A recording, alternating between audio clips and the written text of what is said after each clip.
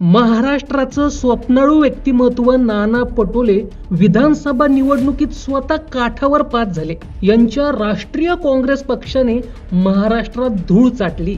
मवियातील मुख्यमंत्री पदाच्या चढाओढीमुळं आज महाराष्ट्राच्या नशिबी विरोधी पक्ष नेताही नाही. रोज कोणी ना कोणी काँग्रेसला सोडतंय. नाना, काहीतरी बरळण्याआधी या आरसा बघत जा की. अहो, खुर्चीसाठी हिंदुत्व सोडणाऱ्यांना सोडून शिवसेना वाचवणारे शिंदे साहेब बाळासाहेबांच्या विचारांचे खरे वारसदार आहेत आणि तुम्ही त्यांना ऑफर देण्याची हिंमत करता.